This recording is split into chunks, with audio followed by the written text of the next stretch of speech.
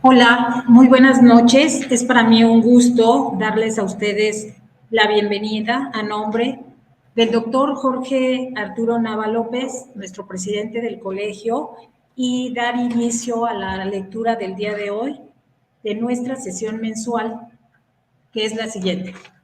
¿Sí?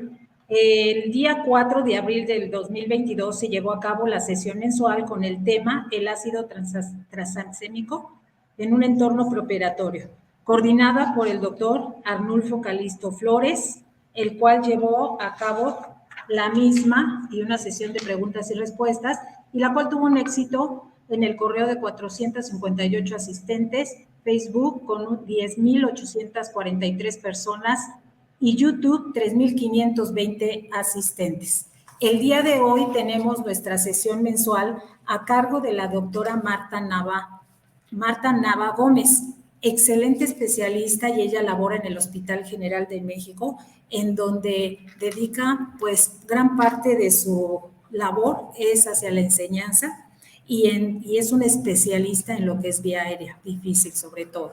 Esta vez nos va a acompañar en la sesión mensual llamada Actualidades en el algoritmo de la vía aérea difícil 2022. Le doy una cordial bienvenida, doctora, y muchas gracias por estar con nosotros.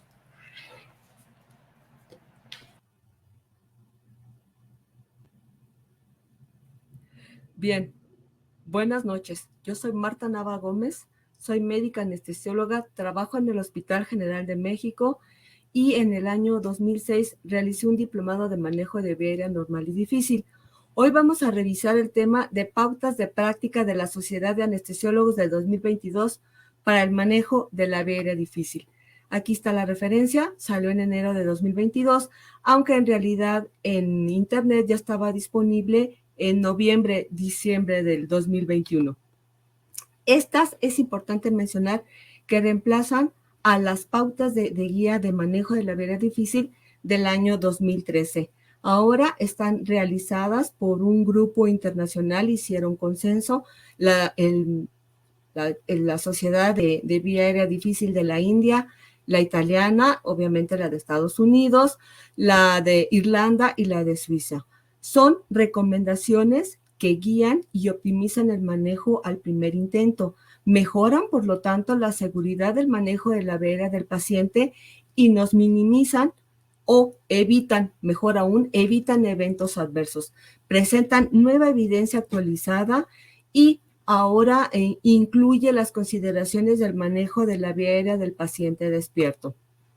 Hablan de actualización del equipo, de la administración de oxígeno suplementario antes, durante y después, cosa que no se hacía en las anteriores guías.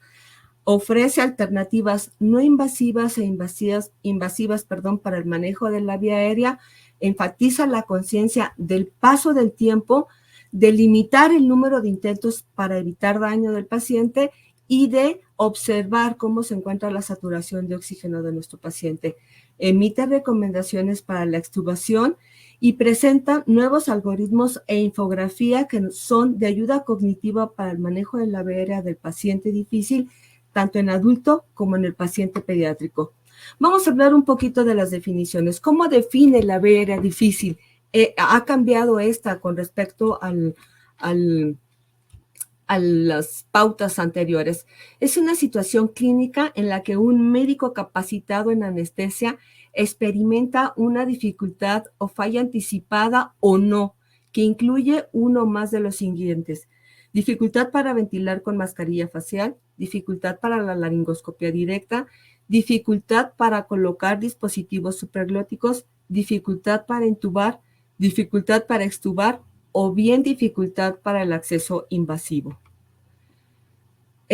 ¿Cómo define la ventilación difícil con mascarilla facial? Cuando no es posible proveer una ventilación adecuada confirmada por la detección de CO2. Esto debido a un sellado inadecuado de la mascarilla facial, porque el paciente tenga barba, bigote, vómitos, secreciones o sangre, o bien a que se presente fuga o resistencias excesivas a la entrada o salida del gas. La laringoscopia directa es cuando no es posible visualizar ninguna porción de las cuerdas vocales después de realizar múltiples intentos. La ventilación difícil con dispositivo supraglótico es cuando no es posible ventilar adecuadamente, esto debido a dificultad en la colocación del dispositivo, a que realizamos múltiples intentos para colocarlo, a un sellado inadecuado o bien a la presencia de fuga o resistencias excesivas a la entrada o salida del gas. La intubación difícil o fallida se refiere como aquella intubación que requiere varios intentos o esta es fallida tras varias tentativas. La extubación traqueal difícil o fallida es la pérdida de la permeabilidad de las vías respiratorias o bien cuando ocurre una ventilación inadecuada después de extraer el tubo endotraqueal o bien retirar el dispositivo supraglótico en un paciente con vía aérea difícil conocida o sospechada. Entonces estamos hablando que nos enfrentamos a una extubación en riesgo. Recordemos que en 2012 la DAS emitió su algoritmo para extubar y que la clasificó como de bajo riesgo a aquellos pacientes que no tienen ningún problema en el manejo de la vía aérea ni ninguna condición médica que pueda dificultar esta extubación o bien aquellos pacientes en riesgo que son los que tuvieron vía aérea difícil o bien las condiciones quirúrgicas o médicas pueden favorecer que se pierda la permeabilidad de la vía aérea. La vía aérea invasiva difícil o fallida tiene características o anomalías anatómicas que reducen o impiden el acceso en la parte frontal del cuello. ¿Cuándo hablamos de una ventilación inadecuada? Cuando tenemos un CO2 deficiente o ausente. Es bien importante recalcar a este respecto que no sé cuánto falte para que se publique el proyecto global de CO2, porque desgraciadamente el 23 de agosto del 2020, durante la pandemia, murió una médica radióloga porque la intubaron en esófago en Inglaterra. Esto ocurrió en Inglaterra y jamás se percataron de que fue una intubación no adecuada y la paciente se murió. Una paciente de 61 años de edad, casada, con 2 hijos adolescentes. Esto causó mucho impacto entre los médicos y el doctor Tim Cook, que se ha dedicado muchísimo a estudiar la vía aérea, empezó a buscar si existían otro tipo de problemas, a lo que encontraron varios, por desgracia varios, y fue así como nació el proyecto global de CO2. Entonces, ¿esto qué quiere decir? Que dentro de poco tenemos que, o ya deberíamos empezar, va a estar, repito, falta poco para que se publique, vamos a tener que hacer doble verificación de CO2. Es decir, 2 personas tendremos que comprobar que hay CO2 y 2 formas, mediante la curva y mediante la cifra, precisamente para evitar este tipo de complicaciones que es fatal y realmente es evitable. Bien, hablamos de ventilación inadecuada, además del CO2 deficiente ausente, cuando tenemos movimientos torácicos ausentes o inadecuados, cuando los ruidos respiratorios son inadecuados o están ausentes, cuando la auscultación denota una obstrucción grave, cuando el paciente presenta cianosis o dilatación gástrica o ambas, cuando la espirometría, el flujo de gas exhalado está ausente o disminuido, cuando presenta la insonación, anomalías pulmonares anatómicas, cuando hay alteraciones hemodinámicas resultado de la hipoxemia y la hipercardia, como son las arritmias, la taquicardia, la bradiarritmia, la hipertensión, o bien alteraciones mentales o somnolencia. ¿Qué más nos dice el nuevo algoritmo, las nuevas guías de manejo de la vía aérea difícil 2022? Emite recomendaciones para evaluar y nos dice que hay que evaluar el riesgo y realizar un examen físico de nuestro paciente.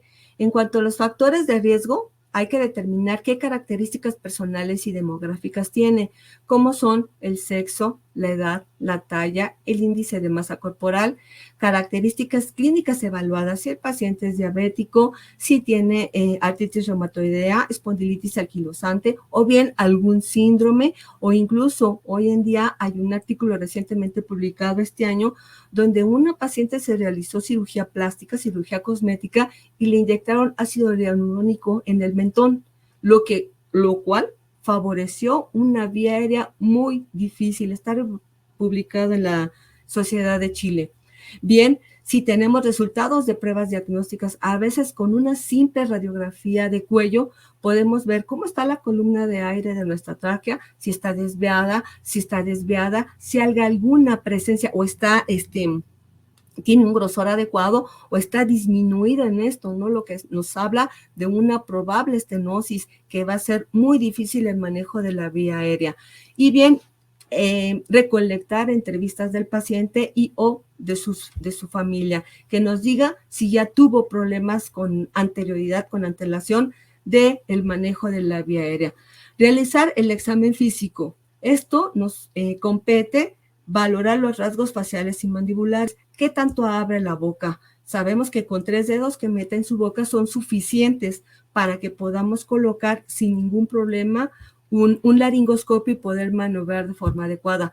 Su capacidad de prognatismo, si tiene limitación o no de los movimientos de cabeza y cuello, cómo están sus dientes incisivos superiores, si están presentes o no, si son prominentes o no, si está centinela, si nada más tiene uno, o a veces le falta uno y eso también, y tiene todo el resto de sus dientes, y eso también dificulta de forma muy importante la entrada del laringoscopio y por lo tanto las maniobras para realizar una intubación. Si tiene barba o bien bigote o sangre, secreciones o vómito, o bien, y valora también, el test de la mordida del labio superior. Entre las medidas anatómicas tenemos por fortuna medidas ya con el ultrasonido que está tan de boga y que nos ayudan muchísimo para determinar la presencia de una vía aérea difícil. Entre las clásicas tenemos el Mallampati, 3 o 4, sabemos que nos van a dar problemas para la laringoscopía, la distancia tiromentoniana para que no tengamos problemas, que debe de ser mayor de 6.5 centímetros, la distancia esternomentoniana mayor de 13.1 centímetros, la distancia interincisivos, que algunos autores refieren 3.1 centímetros como clase 1 sin complicaciones y otros dicen 4 centímetros, la circunferencia del cuello muy importante, que sabemos que si mide 40 centímetros nos va a aumentar aún más el riesgo, la probabilidad, de vía aérea difícil de 5%, si tiene de 40 nos da 5%, de 50 a 60 nos da 20% y más de 60 nos da hasta un 35% más de probabilidad de enfrentarnos a una vía aérea difícil. Hoy en día existen por fortuna cocientes, como son 3 muy importantes.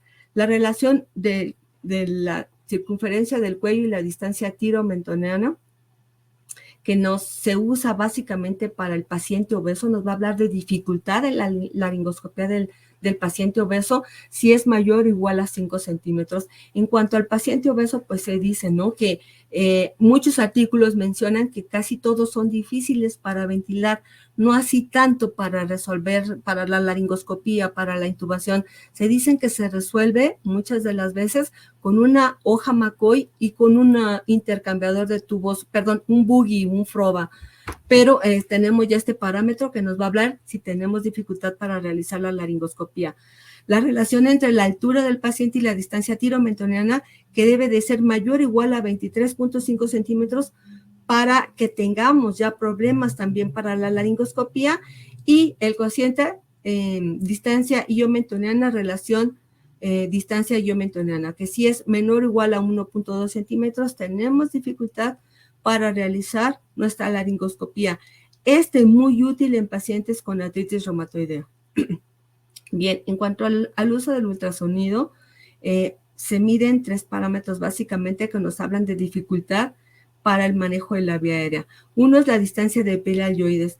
Aunque no hay una cifra, nunca a nadie ha establecido una cifra, nos dice que si no podemos ver el hueso ioides, hay una cantidad muy importante de tejido blando que va a impedir maniobrar adecuadamente nuestro laringoscopio para tener una adecuada laringoscopía y acceder a esa vía aérea.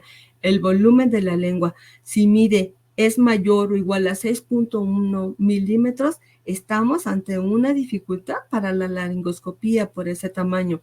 La distancia de piel epiglotis, si es mayor o igual a 27.5 milímetros, también nos está hablando de que tenemos dificultad para la laringoscopía.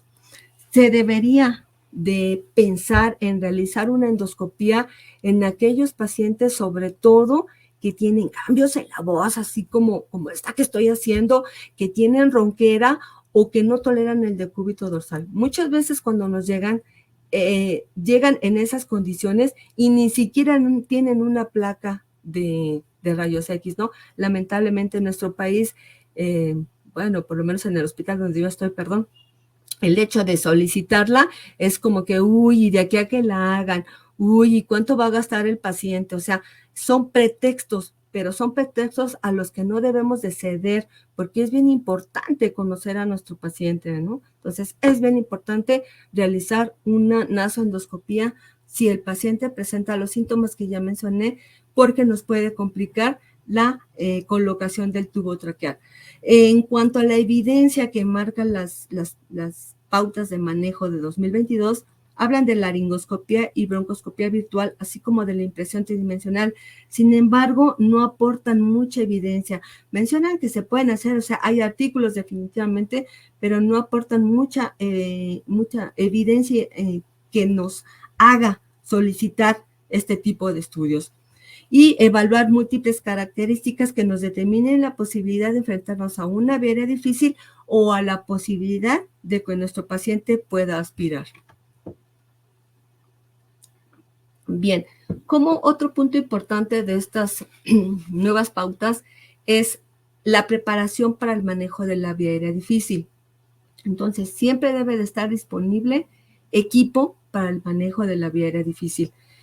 Todos los hospitales deberíamos de tener un carro de vía aérea difícil, pero bueno, pues si a veces no tenemos ni siquiera laringoscopios, pues menos vamos a tener un carro de vía aérea difícil, ¿no? El cual va a contener, pues, diferentes tipos de hojas, polio, la McCoy, curva, recta, diferentes tamaños, diferentes tubos traqueales, diferentes tamaños, para vía oral, para vía nasal, dispositivos transglóticos, llámese bujías, intercambiador de tubos, catéter para FROBA, para realizar intubación mediante laringoscopía o con un dispositivo óptico como puede ser un videolaringoscopio. Debe de tener también fibrobroncoscopio y debe de tener material, equipo para el acceso invasivo de la vía aérea, tanto emergente como no emergente. Y este debe de estar disponible 24/7.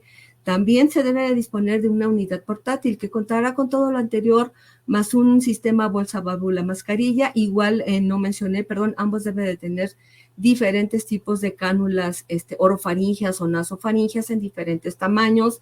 Y lo único que no tendría disponible la unidad portátil, pues sería todo el equipo para el acceso invasivo de la vía aérea, solamente debería de tener para la cricotirotomía quirúrgica y no debe de tener, no es posible que el portátil pues tenga un fibrobroncoscopio, ¿no?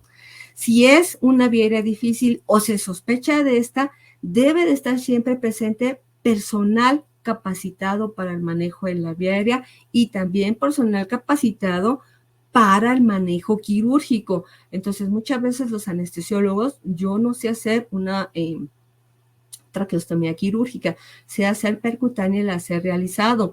Entonces, debe de estar presente un otorrino o un cirujano competente en la realización de una traqueostomía quirúrgica.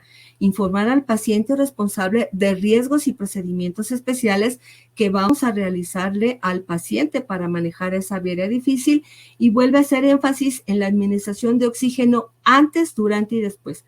Antes, siempre manteniendo un ETO2 mayor o igual al 90%. Considerar que hay dos formas de administrar oxígeno o de preoxigenar, perdón. Esta es, ya sea que sea por capacidad total o bien por capacidad vital.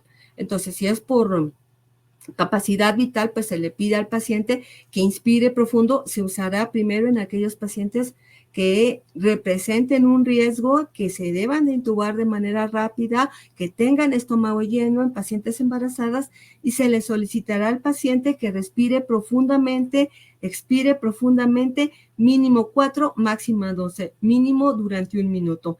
En cuanto a capacidad volumen corriente, pues lo que estamos haciendo ahorita, respirar normalmente 3 a 5 minutos, es requisito indispensable, una FiO2 al 100%. Mínimo, repito, 3 minutos, máximo 5, con la finalidad, como ya lo mencioné, de conseguir una saturación de un ETO2 de 90% o mayor. Durante podemos oxigenar de dos formas. Con puntas nasales de alto flujo, aquellas que me permitan administrar 60 litros de oxígeno por minuto, o bien, como es un dispositivo caro, con puntas nasales a 15 litros por minuto. Esto es lo que se llama oxigenación apneica y, obviamente, durante la extubación, situación que no mencionaba el algoritmo de 2013. Posicionar al paciente. ¿Cómo se va a posicionar? Ya sea rampa, la cabeza siempre más elevada, sobre todo en pacientes obesos, para mejorar la mecánica ventilatoria, para que permita incluso favorecer las maniobras del laringoscopio. Como sabemos en el paciente, de laringoscopia, en el paciente obeso, pues se debe utilizar el laringoscopio, el mango pequeño, para evitar esos problemas que nos puede ocasionar, ¿no? El diámetro anteroposterior del tórax que tiene el paciente obeso tan ancho. Administrar fármacos, cuáles, los que sean de nuestra preferencia, los que se adapten al paciente, los que tengamos disponible, anestesia local si es necesario, y monitorear al paciente de acuerdo a los estándares de la ASA. ¿Qué recomendaciones también emite para el manejo anticipado de la vía aérea difícil? Tener estrategias preformuladas del manejo de esa vía aérea, la cual va a depender del tipo de cirugía, de la condición del paciente, de la edad del paciente, de las habilidades, preferencias del que va a manejar de la vía aérea, de lo que se disponga, ¿no? Porque, ¿qué tal si yo sé manejar el fibrobroncoscopio y pues ya lo descompusieron y no está disponible? Obviamente ya no lo voy a poder solicitar, ¿no? Suena un poco chusco, pero es la verdad, lo que hay, ¿no? O son las 12 de la noche y está bajo llave, ¿no? Porque se pierde. Identificar estrategias para manejar las diferentes situaciones. Si voy a intubar, despierto a mi paciente. Si tengo problemas para ventilar con mascarilla facial, puedo ventilar con mascarilla facial, pero mi intubación no la puedo realizar, o si voy a tener dificultad para ventilar con mascarilla facial y también para intubar, que estoy ante una situación no intubo, no oxigeno, o si voy a tener dificultad para mi rescate invasivo. Bien, ¿cuándo voy a decidir intubar de forma despierta a mi paciente? Si sospecho de intubación difícil, si mi ventilación es difícil para ventilar con mascarilla facial o con el uso de dispositivos supraglóticos, si tengo un riesgo de aspiración mayor, si mi paciente no tolera por las condiciones médicas de periodos, aunque sea breves, de apnea, si tengo dificultad para el rescate invasivo, y obviamente consideraciones especiales serán el paciente pediátrico y no cooperador, ¿no? En los cuales probablemente tengamos que, desafortunadamente, inducir la anestesia general para manejar la vía aérea de estos pacientes, y continuar con manejo después de inducir la anestesia general si el beneficio supera mi riesgo. Antes de intubar, debemos de determinar el beneficio del enfoque no invasivo contra el manejo invasivo. Entonces, ¿conviene manejarlo invasivamente o no conviene? ¿Cuál es la secuencia del manejo no invasivo? Hojas, todos los tipos que tengan todos los tamaños, adjuntos, introductores, bujías, estiletes, tubos endotraqueales alternativos, videolaringoscopios, fibrobroncoscopios, dispositivos supraglóticos para intubar a ciegas, como la FastTrack, por ejemplo, las nuevas Ambu Auragain, Ambu I de intubación, que fueron diseñadas para intubar con el Ambuescope o Videoscope, que es el fibrobroncoscopio desechable. Aunque al respecto hay que mencionar que NAP 4 menciona a este respecto de las técnicas combinadas de dispositivos supraglóticos con fibrobroncoscopio, de dispositivos supraglóticos para intubar, que no es conveniente intubar a ciegas porque tenemos complicaciones, que lo idóneo sería intubar con el fibrobroncoscopio. Podemos emplear estilete luminoso óptico o bien el broncoscopio rígido, que sería el apoyo ya sea del otorrino o del neumólogo, porque no sé si las personas que están escuchando esta plática sepan usar el broncoscopio rígido. Perdón, siempre tomar especial atención en el tiempo que ha pasado, en el número de intentos que se han realizado y en la saturación de oxígeno del paciente. Aquí ya lo dije, limitar el número de intentos, siempre tener personal capacitado y tener técnicas alternativas, elaborar planes para ese manejo de la vía aérea y proporcionar y probar la ventilación con mascarilla facial después de cada intento de manejo de la vía aérea y si esta es posible. Más adelante, al final, casi vamos a ver cómo en la infografía del paciente pediátrico cambia de colores, ¿no? Entonces es verde si se puede oxigenar, amarillo si está marginal, es decir, si la ventilación con mascarilla facial ya es difícil, o bien roja cuando es imposible. Y esto que hace que yo esté vigilando constantemente, yo tengo que vigilar constantemente cómo está esa ventilación con mascarilla facial y regresarme según las condiciones de a la caja, al color que corresponda para ver de qué manera voy a actuar.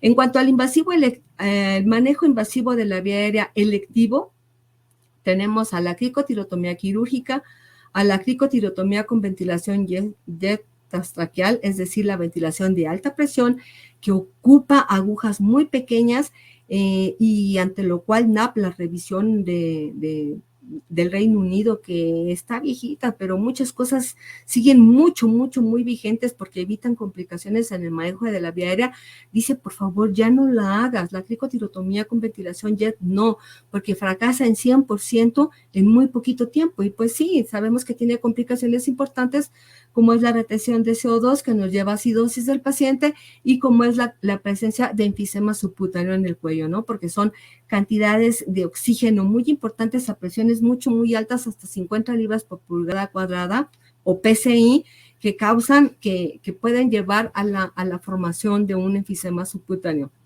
La cricotirotomía con cánula gruesa, que aunque hace muchos años se pregonó como la máxima para manejar la vía aérea en situaciones de no puedo ventilar, no puedo intubar, lo último que se le puede ofrecer al paciente, y que sin embargo NAP4 dice que también tiene complicaciones, si no a tan corto plazo como la anterior, sí a un mediano plazo, no en cuestiones de horas. La traqueostomía quirúrgica o percutánea y la intubación guiada translaringea, que es la intubación retrógrada. Recordar que de estas que mencioné, la cricotirotomía quirúrgica, la cricotirotomía con ventilación de alta presión o ventilación jet transtraqueal, la cricotirotomía con cánula gruesa y la traqueostomía quirúrgica son para el manejo emergente de la vía aérea difícil. Y pueden formar, o mejor dicho, forman parte del manejo electivo, además de la percutánea y de la intubación guiada translaringea. Y bueno, si es factible, si lo tenemos disponible, pues usar ECMO para oxigenar al paciente. Perdón.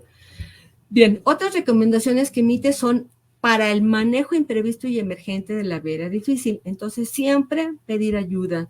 2 cabezas piensan más, 4 ojos ven más y 4 manos hacen mucho más, ¿no? Y a veces 6 manos, porque recordemos que, por ejemplo, en la COVID, pues se puso o se indicó la ventilación con mascarilla facial para evitar la fuga, la aerosolización a 6 manos, ¿no? Iban 2 deditos acá, 2, uno en la punta y otro en el mentón, y la otra mano que está ayudando para ventilar. Entonces, eso también hoy ya está permitido para oxigenar al paciente con dificultad para ventilar con mascarilla facial.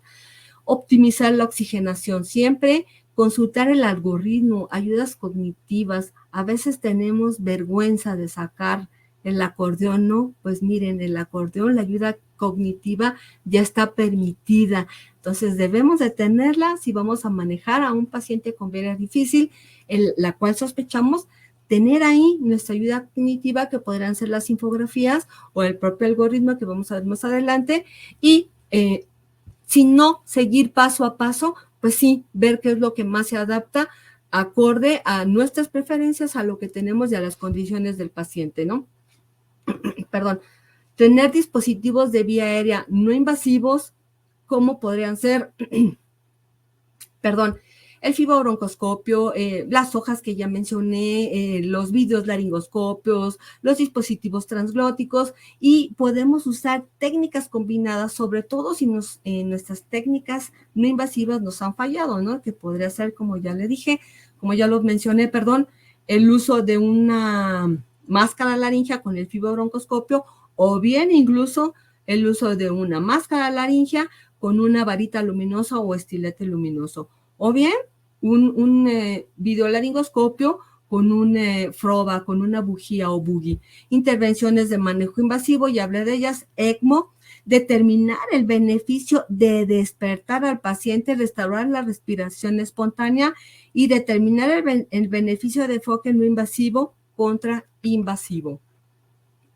Bien, ¿podemos tener dificultades con las técnicas individuales? Sí, y es aquí cuando podemos usar técnicas combinadas. Requieren de mayor experiencia, requieren de saber, otras técnicas. Por ejemplo, el fibros, que tiene una curva de aprendizaje un poquito más grande que otro tipo de dispositivos, pues tenemos que usar. Por eso, si lo tenemos en nuestro hospital, usarlo y usarlo todos los días, aunque no sea una vía aérea difícil, para que cuando nos enfrentemos a una vía aérea difícil estemos en posibilidades de poder emplearlo. Y vuelve a repetir, por favor, atención al tiempo. ¿Cuánto tiempo llevamos ya manejando esa vía aérea? ¿Cuántos intentos hemos hecho? Recordemos, es bien importante recordar esto, que en cuanto yo tenga más intentos de laringoscopía, de videolaringoscopía, de colocación de dispositivos supraglóticos que son fallidos, hay más riesgo de sangrado, de edema, de desaturación, de que regurgite mi paciente aunque no tenga estómago lleno, e incluso de que yo llegue a la presentación de arritmias cardíacas que me puedan llevar a paro cardíaco. Entonces, siempre especial atención en el tiempo que llevamos. En el número de intentos se recomiendan no más de 3 y 1 por el experto, o bien en el caso del paciente pediátrico, pues se van a hacer 2 equipos, ¿no? Uno que comanda y el siguiente que está como apoyo, ayuda, y entonces ese hará el intento en el paciente pediátrico. Lo vamos a ver más adelante, ahorita que revisemos la infografía y la infografía básicamente y los algoritmos. Estar bien vigilantes de la saturación de oxígeno, y entre cada intento recordar que tenemos que probar si la ventilación con mascarilla facial es posible. Si no es posible, entonces tomar determinaciones acordes al manejo de esa vía difícil. Ahorita lo vamos a ver en el algoritmo. El manejo invasivo emergente siempre va a requerir de personal capacitado, de realizarlo lo más rápido posible y de tener técnicas alternativas, ya mencioné cuáles son, para el manejo de esta. Si es posible y está disponible y está quien lo maneje, pues oxigenar con ECMO. Bien, ¿cuáles son las recomendaciones para confirmar la intubación traqueal? Siempre confirmar por capnografía. Ya había hablado de ese problema. Si no está segura la ubicación del tubo endotraqueal, determinar si se retira, intentar la ventilación nuevamente, o bien usar técnicas adicionales para confirmar su presencia. Uno podría hacer pues la simple auscultación, ese es uno, y otro puede hacer ¿qué? Pues comprobarlo con una insonación, ¿no? Para ver si hay el deslizamiento pleural, perdón. Bien. ¿Qué recomendaciones nos da estas pautas de manejo para la vía aérea en cuanto a la extubación de la vía aérea difícil? Tener estrategias preformuladas, para extubar, las cuales van a depender de la cirugía, de las circunstancias perioperatorias, de la condición de mi paciente, de mis habilidades y mis preferencias, y pues evaluar la preparación del paciente para extubar. Hace un rato decía que la DAS en 2012 emitió el algoritmo para extubar y que valoraba o clasificaba a la vía aérea en bajo riesgo, aquellas personas que no tuvieron ninguna condición, y en riesgo, ¿no? Que son las que tienen tuvieron condiciones de vía aérea difícil y o condiciones médicas que pueden hacer que esa vía aérea, esa extubación, sea un fracaso y tenga que ser reintubado, ¿no? Incluso, pues ya está la mnemotecnia, está el algoritmo para manejar las complicaciones de la cirugía de tiroides, el hematoma, es SCOP, cortar la piel, limpiar, quitar las suturas y pues extraer ese hematoma. ¿Cuáles son las recomendaciones para extubar de la vía aérea difícil? Tener personal capacitado, el momento y el lugar que sean apropiados. ¿Por qué menciona esto el algoritmo? Porque estas pautas de manejo de la vía difícil pueden ser o deben de ser adaptadas para el centro hospitalario, para cirugía ambulatoria, para lugares remotos, para consultorios, para aquellos lugares donde se lleva a cabo el manejo de la vía aérea. Y aunque al principio la definición decía anestesiólogos, ¿sí? Después hacen énfasis en decir la persona que maneja la vía aérea, o sea que puede ser el urgenciólogo o bien el médico intensivista, ¿no? De la unidad de cuidados intensivos. Evaluar los méritos clínicos, de un uso de catéter o de un intercambiador de tubos que hay poca evidencia de que el paciente no lo tolera, de que causa salivación, en uno causa sangrado, pero sin embargo es una forma muy correcta de mantener permeable la vía aérea y ese paciente sale con un residuo de analgesia, entonces es tolerable ese catéter, no es tan molesto.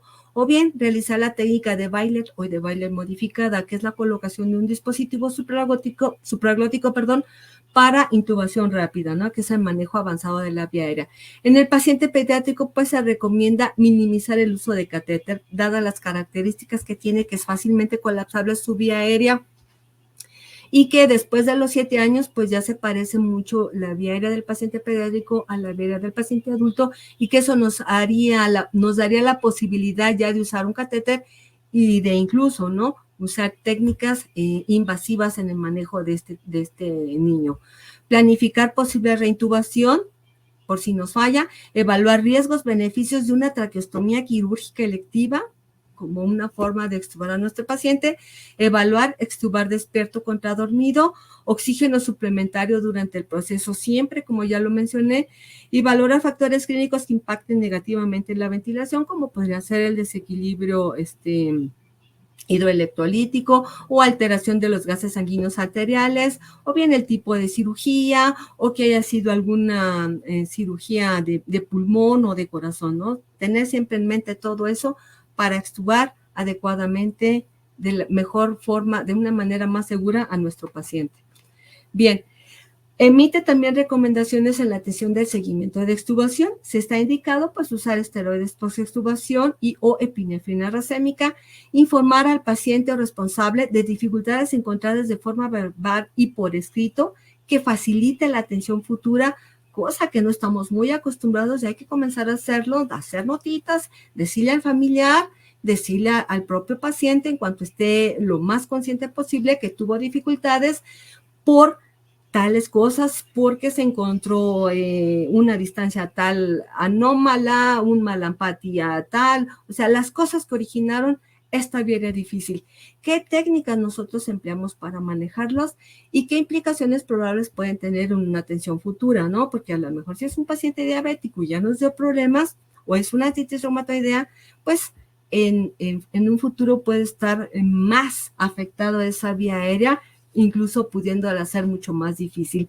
Documentar en el expediente clínico y algo pues que no tenemos en nuestro país, ¿no? Indicar al paciente se registre hay un registro para que sepan que fue un paciente con vía aérea difícil, cosa que no tenemos en nuestro país, no sabemos cuánto tardemos en poder hacer uso de esto, o por lo menos a lo mejor que se registrará en expediente electrónico y quizás cualquier persona pueda revisar, bueno, cualquier médico de cualquier institución pueda revisar ese expediente clínico y se pueda leer que fue una vía difícil, por qué y cómo se manejó.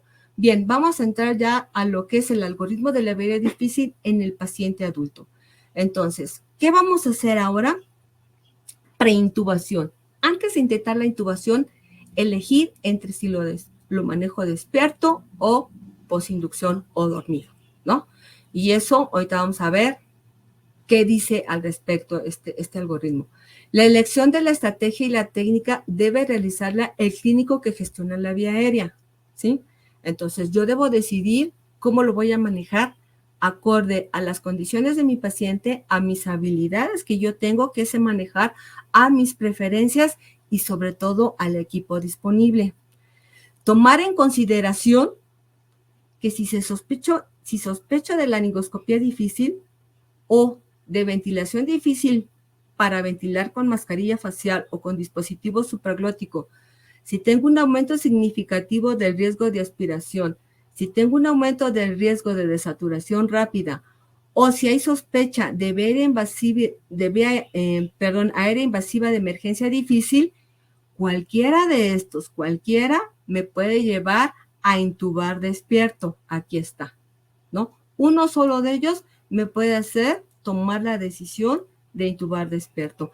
Entonces, por ejemplo, ¿no? Esto me recuerda cuando en mis años mozos, hace muchos, llegaban los pacientes ocluidos, ¿no? Llegaban ocluidos y todavía estaba, en los 90s, todavía estaba en pañales, la vía aérea muy, muy en pañales. Y entonces, ocluido, quizás, al dar presión positiva, materia fecal, ¿no? Entonces, ¿cuántos hubiéramos podido no tener complicaciones si esto ya hubiera estado y hubiéramos intubado al paciente de forma despierta, ¿no? Bien, otros factores del paciente pueden requerir estrategias alternativas. Entonces, vamos ya de lleno a lo que es el algoritmo. Si no se sospecha de laringoscopía difícil, no, me voy a intento de intubación después de inducir la anestesia general. Puedo tener dos caminos, o tengo éxito o tengo fracaso. Entonces, limito mis intentos y considero pedir ayuda. Si sospecho laringoscopía difícil, si no sospecho, estoy muy nerviosa, Si sospecho laringoscopía difícil, si no sospecho ventilación difícil con mascarilla facial o dispositivo supraglótico, si no hay aumento significativo del riesgo de aspiración, si no tengo un riesgo de que desature rápidamente mi paciente, me puedo ir a un intento de intubación después de inducir la anestesia general. Igual, dos caminos, tengo éxito o tengo fracaso, limito mis intentos y considero pedir ayuda. Voy pensando en otras alternativas, ahorita lo vamos a ver.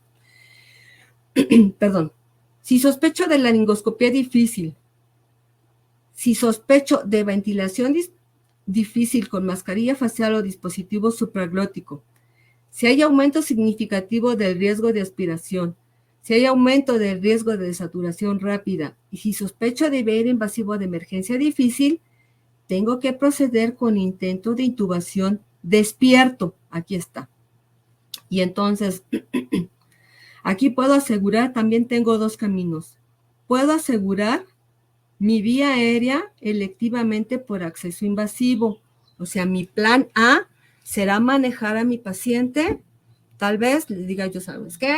Se trata de un tumor de tiroides, entonces no se aprecia la membrana quicotiroidea para el abordaje invasivo mediante una quicotirotomía quirúrgica o bien una intubación retrógrada.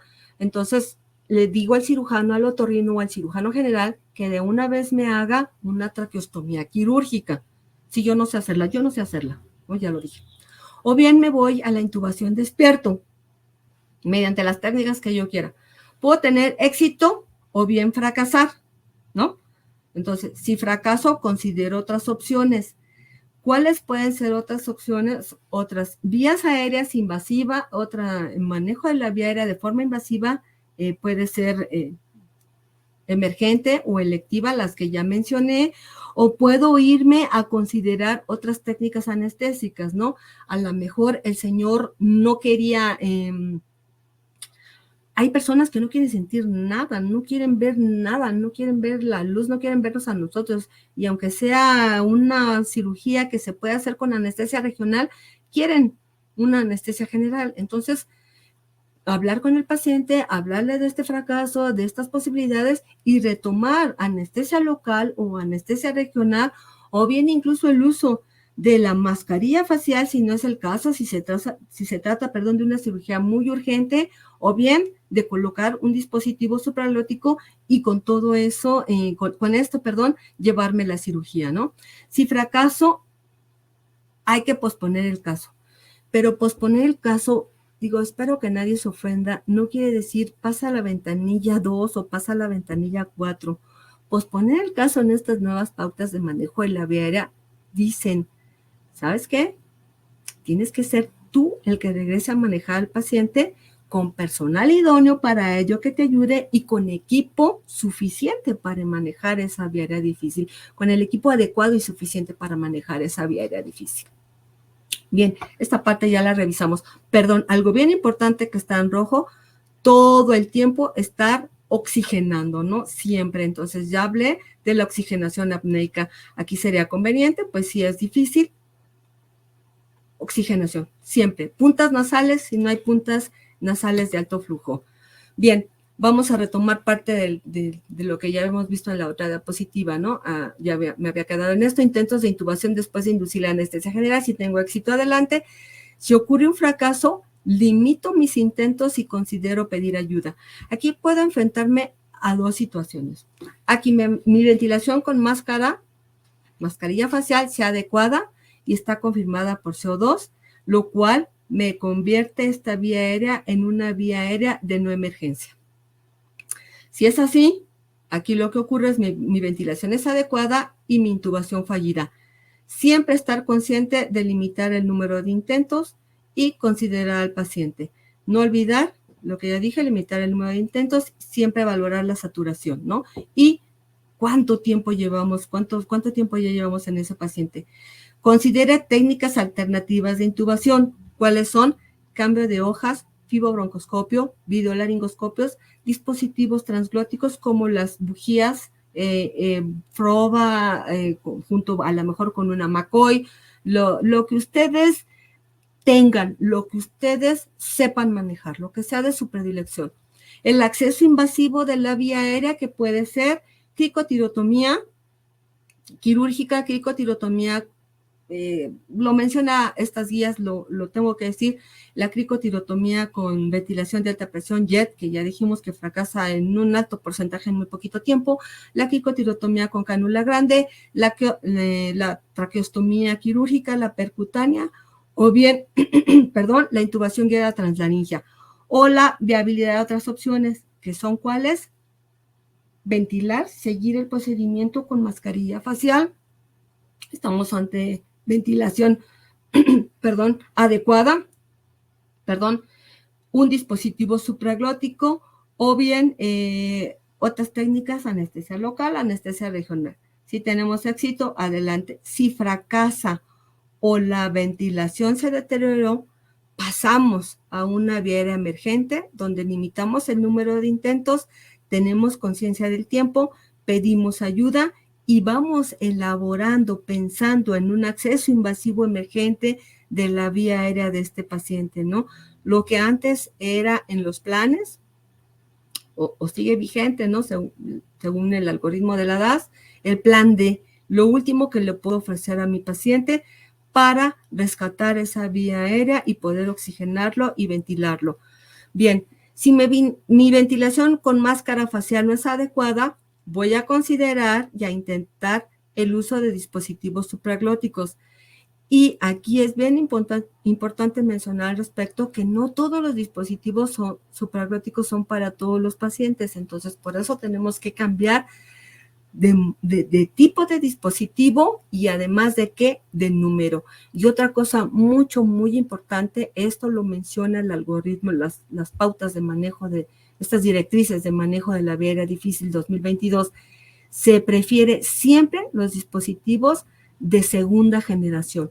¿Por qué? Pues porque nos permiten proveer presiones positivas a la vía aérea, por ejemplo, como la iGel de 30 centímetros de agua, la Prosil, hay artículos que dicen 30 centímetros de agua, hay quien dice hasta 37. Entonces, por eso es preferible intentar colocar o usar un dispositivo de segunda generación. Bien, Si es adecuada la ventilación con dispositivo supraglótico, pues ya estamos ante una vía aérea de no emergencia. Si no es adecuada, estamos en la situación no puedo intubar, no puedo oxigenar, y vuelvo a esto que es una vía aérea emergente, limitar intentos, tomar conciencia del tiempo, pedir ayuda e ir pensando, en un acceso invasivo. Buscar otros enfoques de intubación alternativos, como podrían ser combinados, dispositivos supraglóticos, el estilete luminoso, otra vez cambio de hojas, el fibrobroncoscopio, videolaringoscopio, mientras se prepara la vía aérea invasiva emergente. Si hay éxito, adelante. Si hay fracaso, estamos ante una vía aérea de emergencia y ya sabemos cuáles son el manejo invasivo emergente, ¿no? Bien. Este es el algoritmo de la vía aérea difícil para el paciente pediátrico. Entonces, preintubación. Antes de intentar la intubación, elegir entre despierto o dormido. Muchos de nuestros pacientes pediátricos, pues va a ser difícil que lo hagamos despierto. Entonces, tal vez estemos hablando de una pseudoanalgesia leve o moderada para que pueda tolerar el manejo, la manipulación y la colocación de estos dispositivos para su vía aérea difícil. La elección de la estrategia y la técnica debe realizarla siempre el clínico que gestiona la vía aérea, igual que en el caso anterior, acorde a condiciones del paciente, mis habilidades, mis preferencias y qué tengo disponible. Si se sospecha de laringoscopía difícil, si no se sospecha de laringoscopía difícil o no se sospecha de ventilación difícil con mascarilla facial o dispositivo supraglótico, puedo intentar la intubación después de inducir la anestesia general. Si tengo éxito, adelante. Si se fracasa, recordemos, limitar intentos, garantizar la profundidad anestésica adecuada. Muchos de estos pacientes, del paciente pediátrico, hablando del paciente pediátrico, en ocasiones hacen laringoespasmo porque están en plano superficial, porque no están adecuadamente relajados. También lo podría hacer el paciente adulto, ¿no? Pero es más probable que lo haga el paciente pediátrico. Entonces, por eso es importante, ¿no? Convertirnos en checadores, como lo refiere la literatura, chequeadores, yo digo checadores, de que esté profunda, bien profundizado, en buen plano anestésico y que esté adecuadamente relajado. Y vamos a considerar pedir ayuda. Evaluar la oxigenación y la ventilación con mascarilla facial nuevamente. Hay que posicionar al paciente o poner una cánula orofaringea o el uso de dispositivos supraglóticos. Recordemos que todo el tiempo vamos a estar administrando oxígeno, todo el tiempo. Oxigenación apneica, que ya la mencioné.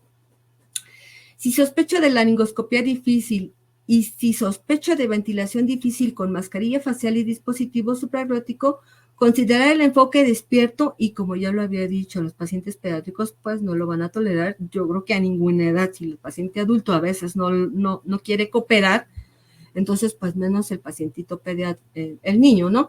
Entonces tendría que ser sedado, ¿no? Si es conveniente, pues hay que transferir a hospital terciario. Si no, intentar la intubación despierto. Puedo tener éxito y si fracaso, puedo considerar otras opciones. Bien, que siga ventilando con mascarilla facial, o bien la colocación de un dispositivo supraglótico, o bien el cambio de técnica anestésica. Si se fracasa, se debe posponer el caso y terminar la sedación si esta se empleó.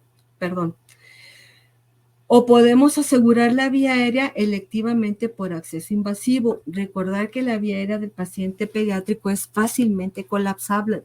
Por lo tanto, no están muy indicados los accesos invasivos. Hay un autor, Audener, creo que se llama, que en niños de 4 años practica intubaciones retrógradas, pero siempre lo hace guiado con fibrobroncoscopio, ¿no? Pero, repito, es fácilmente colapsable, entonces lo más conveniente en este tipo de pacientes sería la realización de una traqueostomía y pues por un cirujano pediátrico. Bien, vamos a retomar desde aquí en el siguiente. Entonces, evaluar la oxigenación, ventilación con mascarilla facial, dispositivos supraglóticos.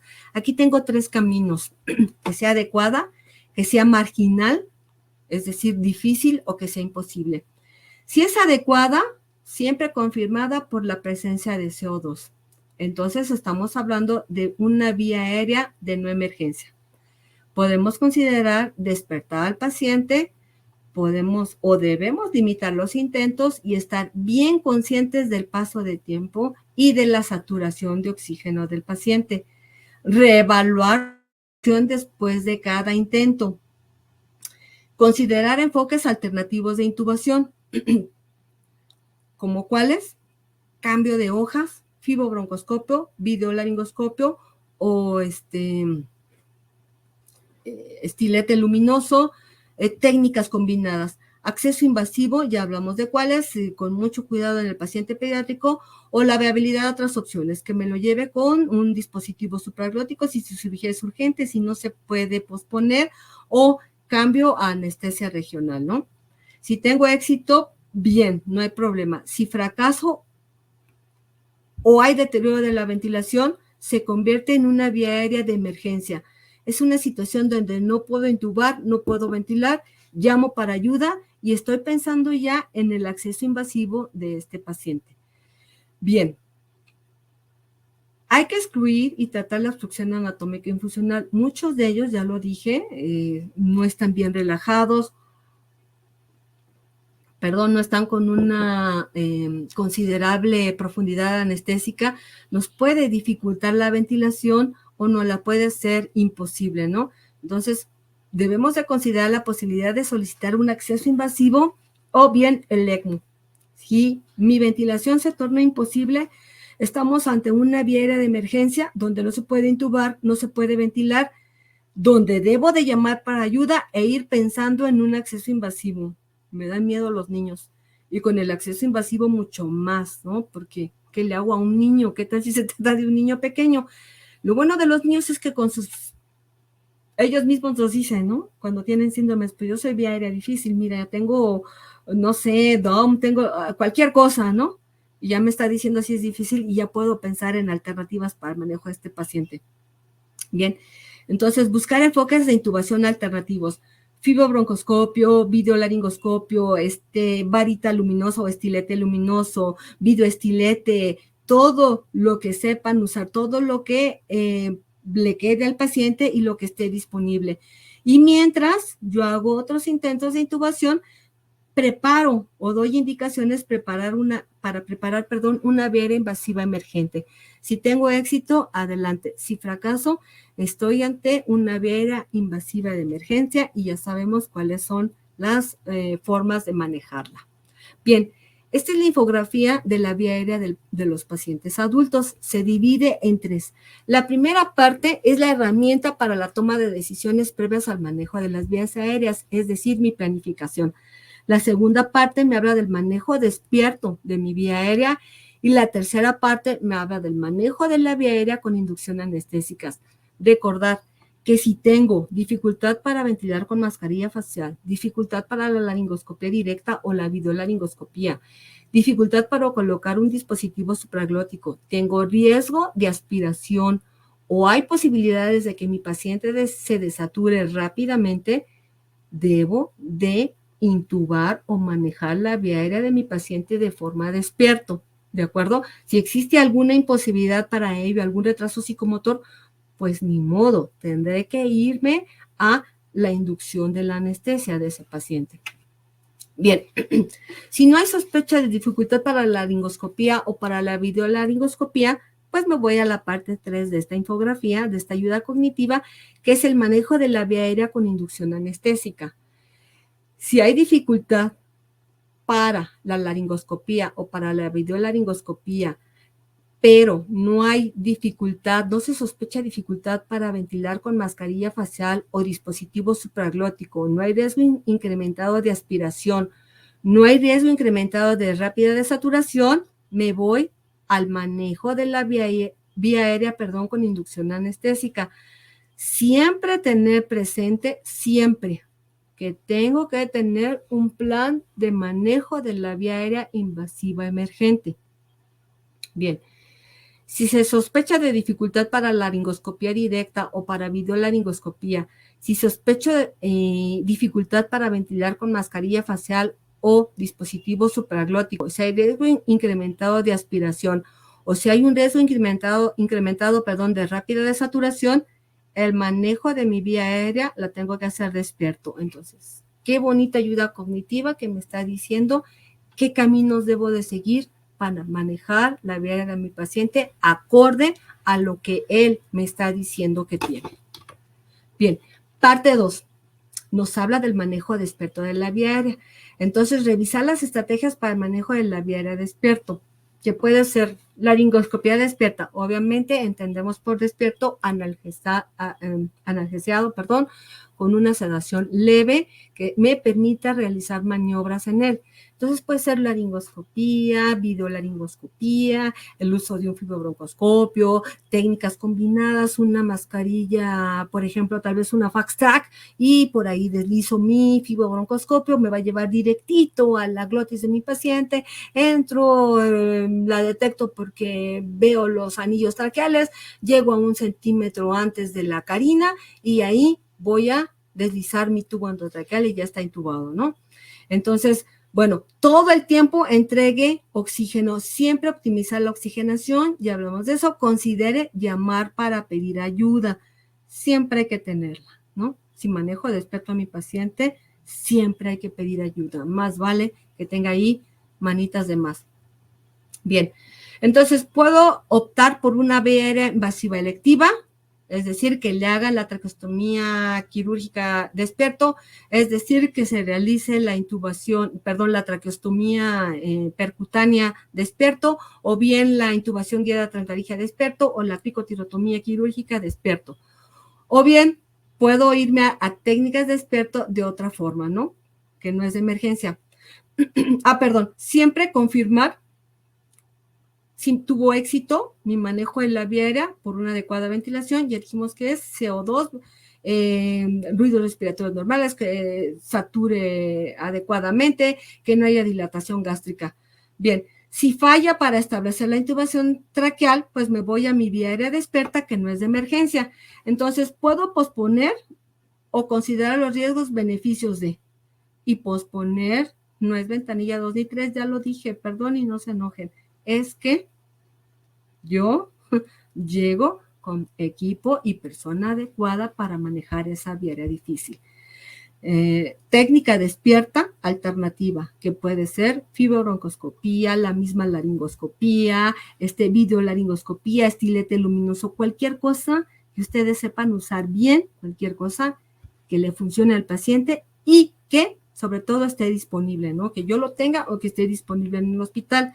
O puedo optar por una vía aérea invasiva electiva y despierta, ya hablamos de eso, por técnicas anestésicas alternativas, anestesia local, anestesia regional. Si el paciente está inestable, o no se puede posponer, se induce la anestesia y pasamos a la parte 3 con preparación de una vía aérea invasiva emergente. Fíjense que así lo dice el algoritmo, pero yo preferiría, bueno, bien lo dice claro, ¿no? No se puede posponer.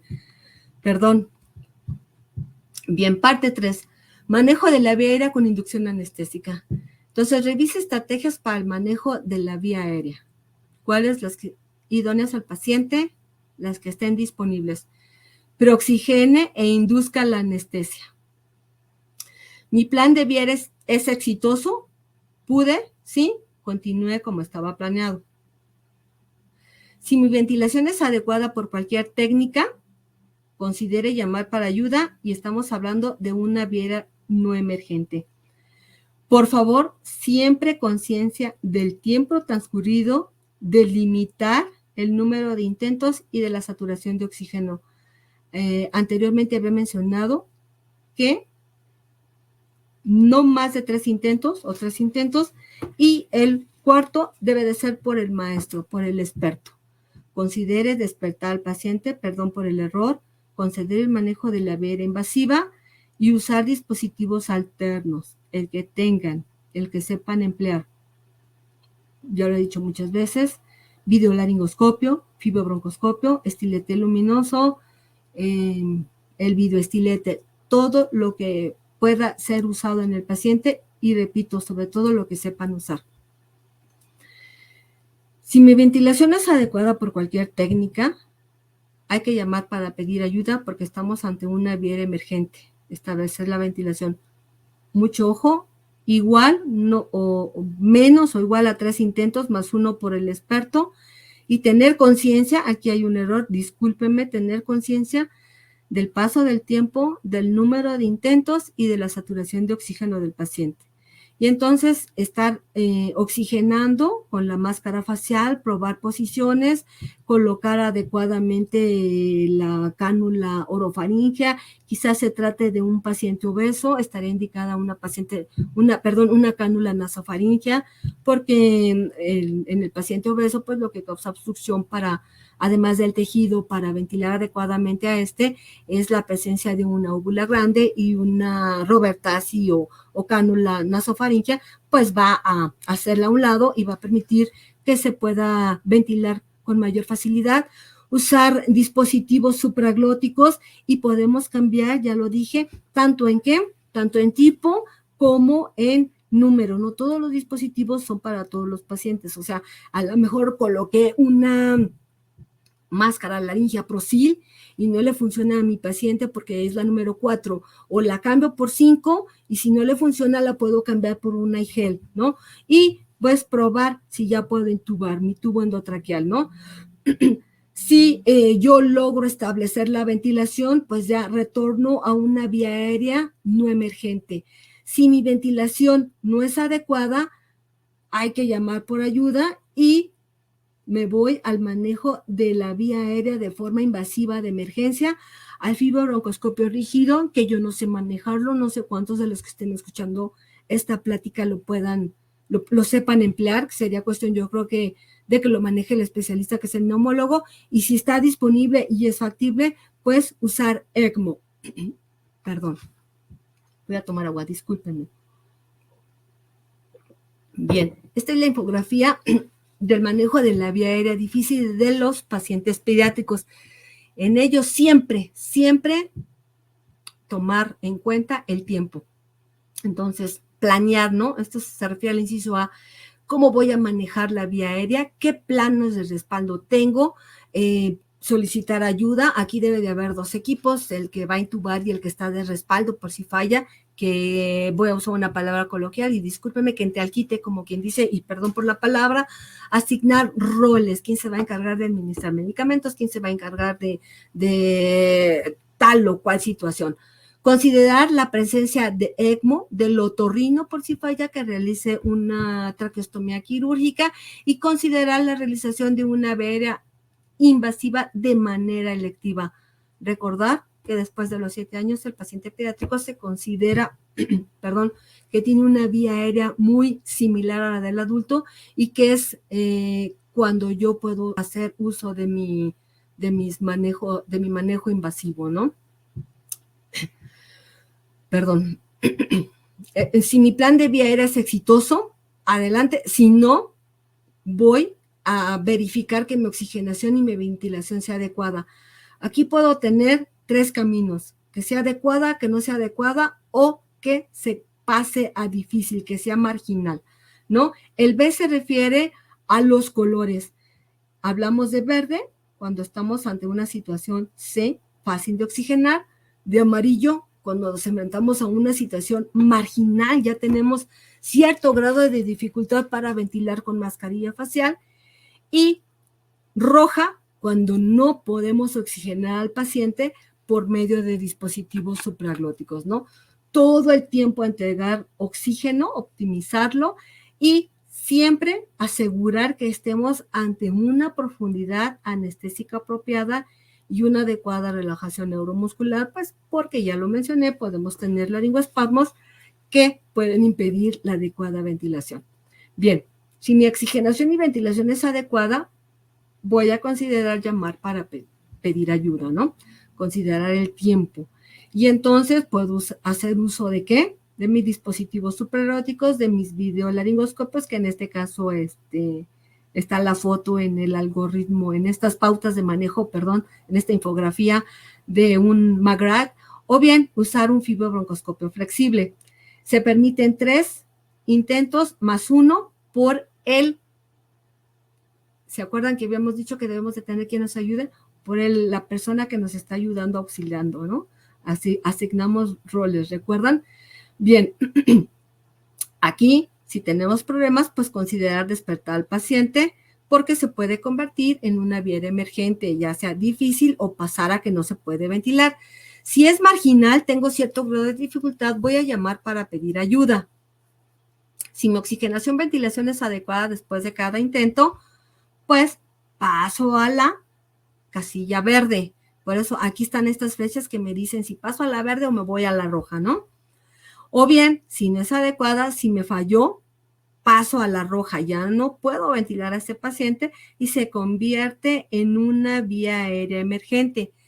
Si mi oxigenación y ventilación no es adecuada desde un principio, paso a la casilla roja, a este cuadrito recuadro rojo, y llamo para pedir ayuda, ¿no? Este es lo que corresponde a la letra D, al inciso D. Y debo de tratar la obstrucción anatómica y funcional. Por eso estar pendientes de la profundidad anestésica, de que sea apropiada, tomar en consideración el tiempo, tomar en consideración posicionar a mi paciente, mejorar esa ventilación con mascarilla facial, con el uso de dispositivos supraórticos, con mi tubo traqueal. Si falla, tengo que irme a técnicas avanzadas y aquí tendría que entrar el especialista con la broncoscopia rígida o bien echar mano de una vía invasiva emergente o bien del ECMO. Dice aquí la letra E, considera es lo correspondiente a que debriefing, perdón si no lo pronuncio bien, pero es la reunión que ocurre después de que se presenta un problema para decir qué estuvo bien, qué estuvo mal, qué fue lo que falló, qué se pudo haber mejorado, ¿no? Entonces, selecciona la técnica preferida entre los que tengo, la mascarilla, los videolaringoscopios, los tubos endotraqueales, los tipos, el fibrobroncoscopio, los dispositivos supraglóticos.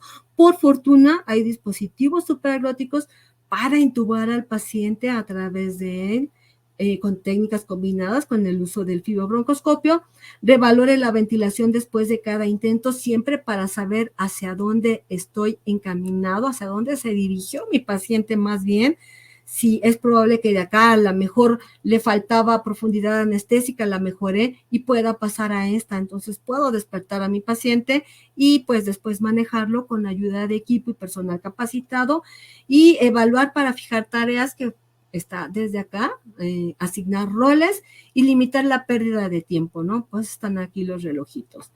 Bien, y esto es todo en cuanto a las actualizaciones de las pautas internacionales ahora del manejo de la vía aérea difícil 2022. No sé si tengan alguna pregunta, les agradezco mucho que me hayan invitado. Me gusta hablar con la verdad. Estoy muy nerviosa porque no estoy viendo a nadie, entonces me pone muy nerviosa estar casi me siento como una artista ante la cámara. Perdón si no agradecí, doctor Nava, discúlpeme que no agradecí la atención que tuvo de invitarme a dar esta ponencia. A todos les agradezco su atención y pues muchas gracias y estoy aquí para las preguntas que ustedes tengan y que ojalá pueda resolver. Muchísimas gracias por la invitación y gracias a todos ustedes por haberme escuchado y agradezco mucho al licenciado Noria la atención y la gran ayuda que me dio y en sí a todo el personal de Comexane que se ha portado de forma maravillosamente conmigo para que yo pueda dar esta plática. Muchas gracias. Buenas noches.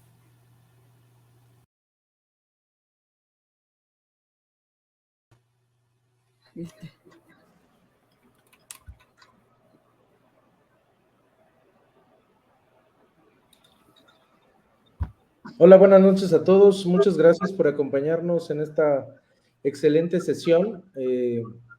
Agradecer siempre a la doctora Marta Nava por su brillante presentación.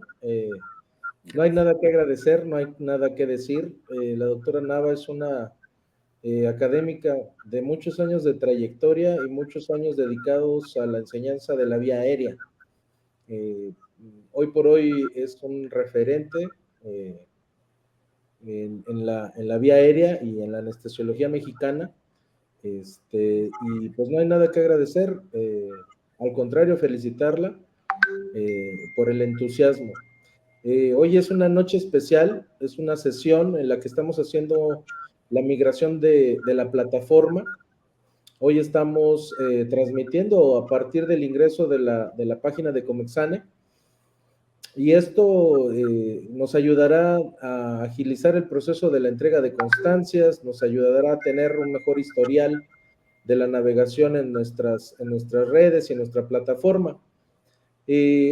Los que nos gusta la tecnología y los que nos dedicamos a la tecnología sabemos que siempre en este tipo de migraciones surgen ciertos inconvenientes. Siempre hay un trabajo muy importante atrás de toda la cuestión de hacer la migración de una plataforma. Hay que ver compatibilidades con navegador, hay que ver la capacidad de los servidores con los que estamos conectados, etcétera. Evidentemente, estas son cosas que saltan en ciertos momentos que a veces es difícil predecir. Nuestro equipo de Synapsis y nuestro equipo de JC Innovations, que nos apoyan para tratar de brindarles las mejores transmisiones y la mejor experiencia en la virtualidad, pues ya están trabajando en ello. Evidentemente esperamos no trataremos, estamos comprometidos con mejorar y con transmitirles a ustedes sesiones de mucha calidad, pero que sean también, que nos permitan a nosotros tener control sobre el acceso, sobre todo por la administración de constancias, que estas son con validez oficial, y entonces tenemos que tener un cierto control para la expedición de estas. Y bueno, era un paso que teníamos que dar al respecto, así que de antemano les pido una disculpa a todos aquellos que se han visto con problemas para el acceso. Evidentemente trabajaremos para que todos tengan la mejor experiencia y que desde el anestesiólogo más joven hasta el anestesiólogo más veterano pueda acceder sin ningún contratiempo en las sesiones futuras. Debo de decirles, si bien el control de acceso a la transmisión en vivo está limitado por el registro que se tiene que hacer, esto no implica que el video no vaya a estar disponible en plataformas de visualización masiva como YouTube o como Facebook. Estas van a estar disponibles como están disponibles el resto de nuestras pláticas, así que no desesperen y pues les pido un poquito de paciencia al respecto de esta plataforma. Por lo demás, y lo que nos compete, bueno, es una excelente plática. Le agradezco desde ya siempre al doctor Héctor Martínez por el apoyo que nos brinda al estar coordinando esta sesión de preguntas y respuestas. Y pues démosle paso a la sesión de preguntas y respuestas, mi querido doctor.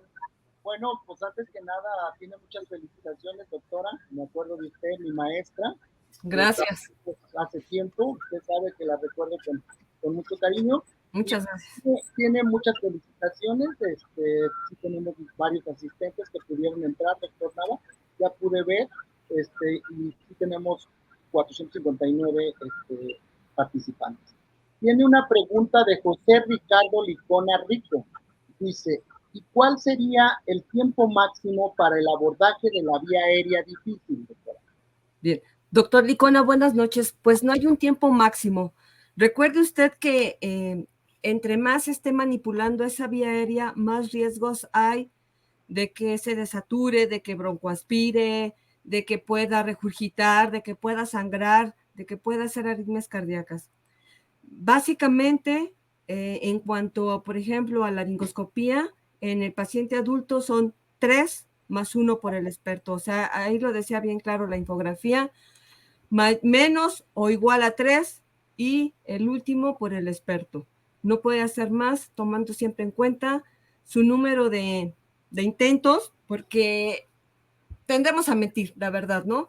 A veces decimos, hizo 3, pero 3 el R1, 3 el R2, 3 el R3. No, que sean en total 3, no sobrepasar esos.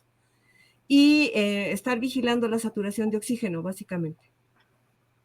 Ojalá haya contestado, espero que sí. Sí. También el doctor dice que soy residente de segundo año de especialidad,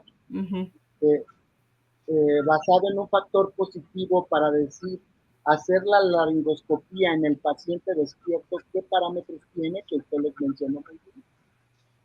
Bien, o sea, recuerden lo que decía el algoritmo. Si sospecha de dificultad para ventilar con mascarilla facial para la laringoscopía, para ventilar con mascarilla facial o con dispositivo supraglótico, si tiene riesgo de aspiración, si tiene riesgo, o mejor dicho, no tolera periodos breves de apnea, o tiene dificultad prevista para el abordaje quirúrgico, cualquiera de ellos, uno solo, debe de hacernos pensar en tomar la decisión de intubar despierto a ese paciente.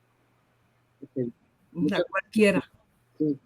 Juan Pacheco Urtrilla dice, buenas noches, doctora, felicitaciones ante todo. Doctora, mencionó de la vía aérea difícil con ultrasonido, midiendo la lengua. ¿Tendrá alguna imagen o nos podría explicar cómo lo realiza?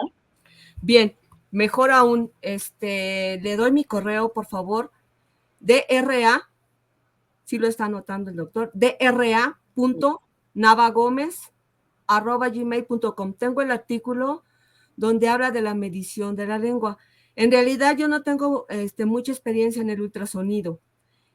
Yo puse las mediciones porque las pautas solamente mencionan medir la lengua, medir la distancia a la piel de epiglotis, pero no dicen cuánto. Entonces yo me di a la tarea de buscar los artículos para tener las medidas y poder aportárselas a ustedes.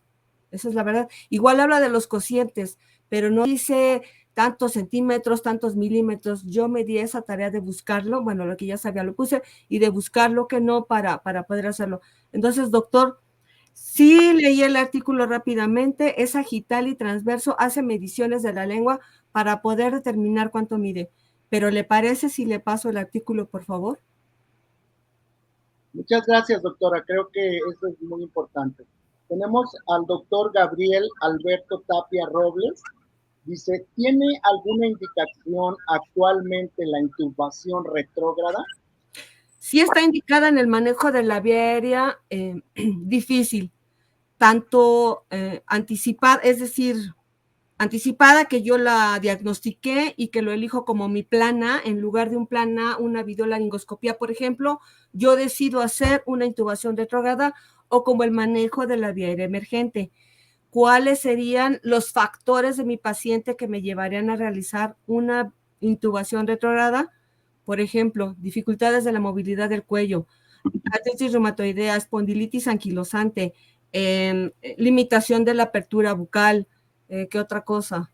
Pues creo que básicamente ese tipo de condiciones harían acreedor a mi paciente a que yo, como plan A, como de manera electiva, yo decidiera realizar una intubación retrógrada.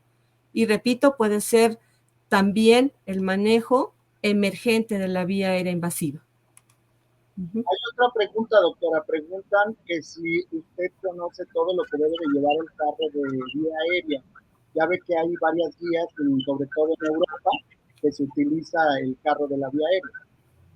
Ajá, bueno, debe de contar con todos los mangos de laringoscopio de diferente tamaño, diferentes tipos de hojas, tubos endotraqueales, oral, nasal, diferentes tamaños, por supuesto, cánulas orofaringias, nasofaringias, dispositivos ópticos como son videolaringoscopios, el que quiera iTrack, ViviTrack, SmartTrack, ¿qué otra cosa? Pues esos son los más baratos, digamos, ¿no? Los que podrían estar ahí.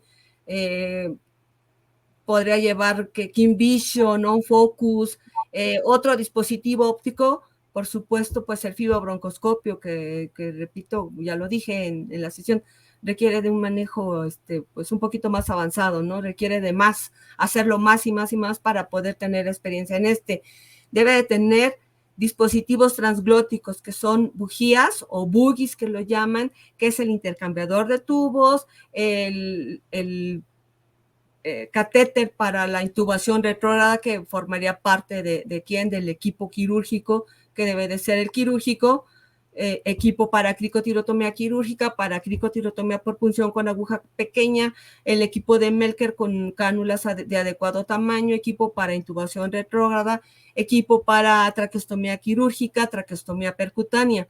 Volviendo a los transglóticos, uno que no tenemos y que no he podido conseguir, que sería para técnicas combinadas, es el LINETRE, ¿no? Es un dispositivo hueco que se monta en en la cuerda de inserción del fibobroncoscopio. Entonces yo entro con mi fibobroncoscopio, ya sea apoyado con técnica otra más combinada, por decirlo así, si me permite hablar coloquialmente, a través de un dispositivo supraglótico o sin ayuda de este.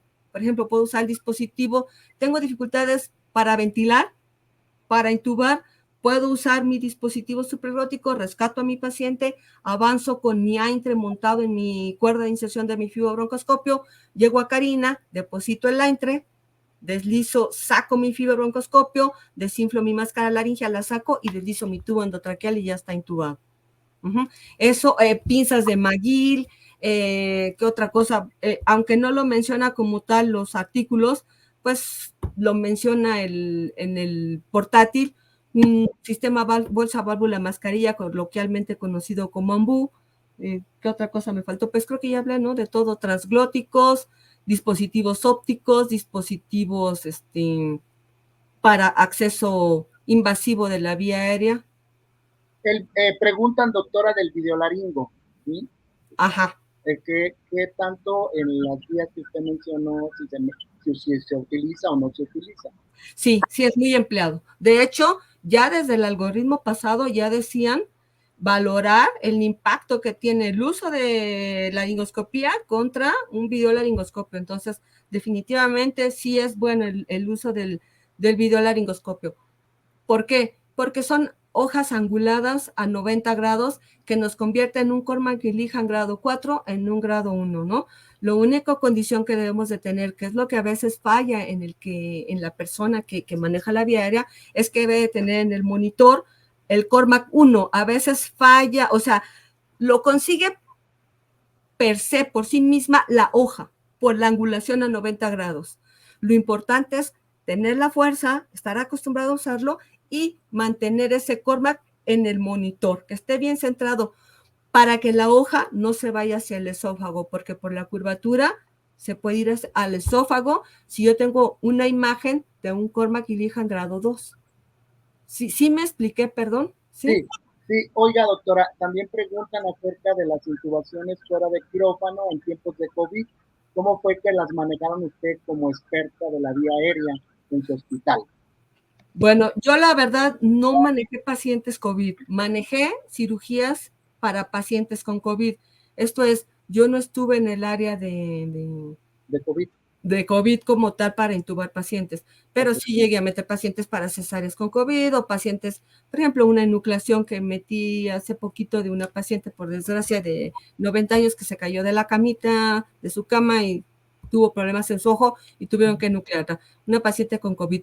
Fueron electivas, digamos, o sea, emergentes, pero dentro de lo que cabe, pues electivas en su cirugía. No tuve que intubar para manejar ese paciente con COVID.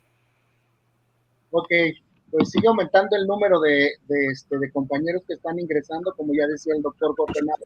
Nos va a costar un poquito de trabajo, pero pues son cambios importantes. Tiene demasiadas felicitaciones, doctora. La verdad, muchas gracias. Se le reconoce, como usted y yo tuvimos un taller de vía aérea hace muchos años y siempre la he respetado mucho. Gracias. Carrillo Expert la felicita y no sé si tengas alguna otra pregunta, doctor Jorge Nava, o algo, porque es todo lo que yo tengo. No sé, a ver qué más pudiéramos comentar. Muy bien, muchas gracias. A ver, déjame consultar. Dice, gracias Arnulfo Calixto, gracias por la sesión, doctora. ¿Cuántas veces ha requerido o ha visto resolver la urgencia de la vía aérea con ECMO o con pacientes, o cuántos pacientes lo lograron? No, nunca la he visto.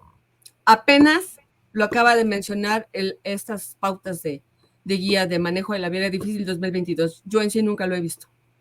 Sí, la realidad es que el ECMO es o sea, ya tiene muchos años, pero en la actualidad con el COVID tuvo mucho realce. Es una tecnología que está teniendo mucho auge, ¿no? En la hemodinamia y en el manejo de complicaciones respiratorias.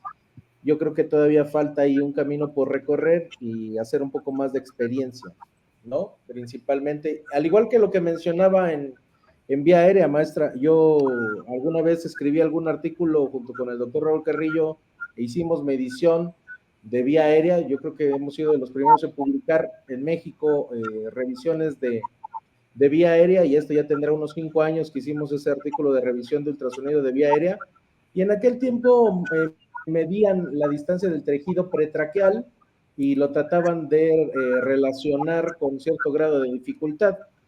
Sin embargo, como todos los predictores de vía aérea que conocemos, pues carecen de sensibilidad y especificidad, hay unos con más sensibilidad que especificidad que otros, y pues lo ideal es conjuntar varios procesos y varias mediciones, y a partir de ahí pues ir tomando las mejores determinaciones. Hoy por hoy la circunferencia del cuello pues sigue siendo un predictor importante, pues junto con todos los que ya mencionó y los que ya conocemos.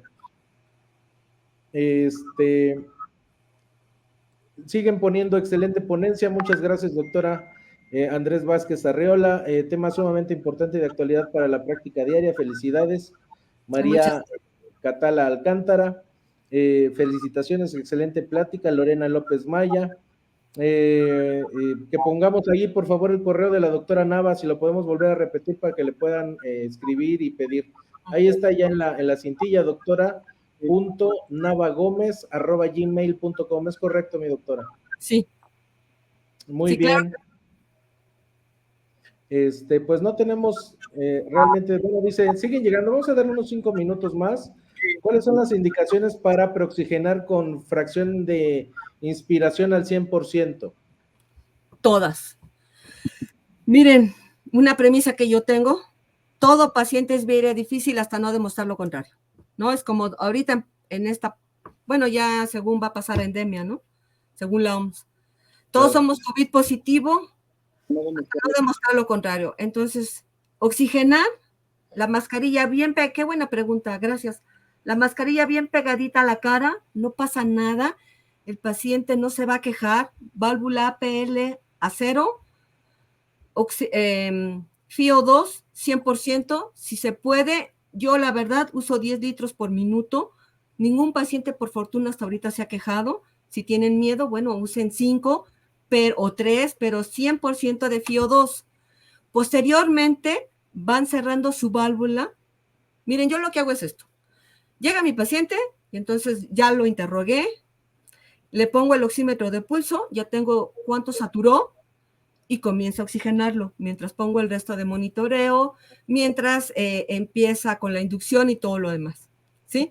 Entonces, poco a poco yo le voy cerrando la válvula, de manera tal que cuando ya no se dio cuenta, y perdón por la expresión, ya estoy en 30 centímetros de agua, no me reclamó nada, y ya le di presión positiva a la vía aérea, y ya aumenté ese tiempo de apnea, esas posibilidades de tiempo de apnea para yo poder maniobrarla, ¿sí? Y créanme que a mí me ha funcionado muy bien.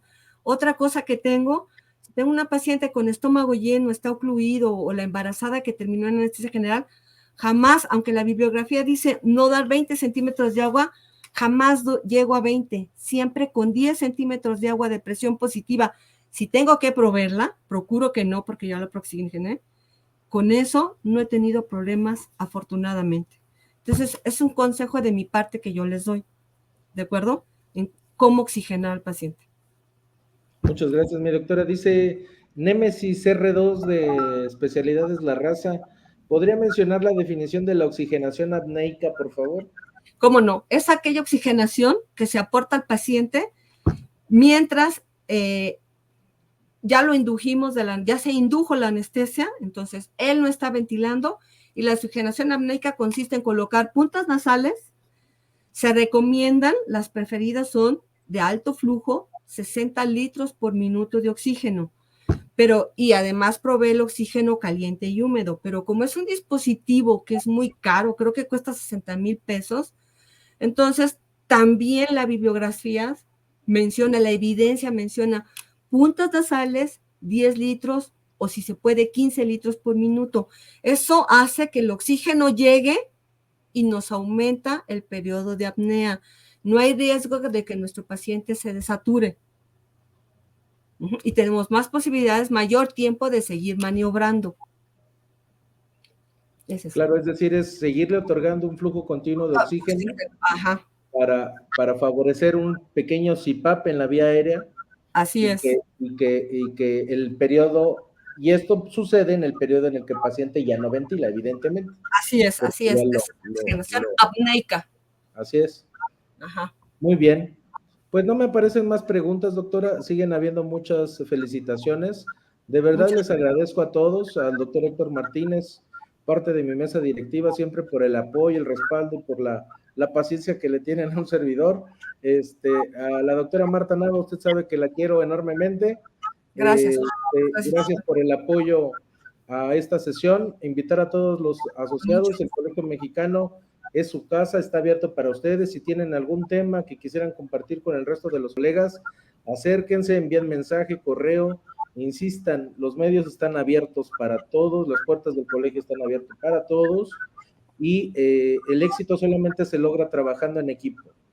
Ténganme paciencia, iremos mejorando la calidad cada día de las transmisiones, y evidentemente en pocos días tendrán nuevos videos sobre el ingreso.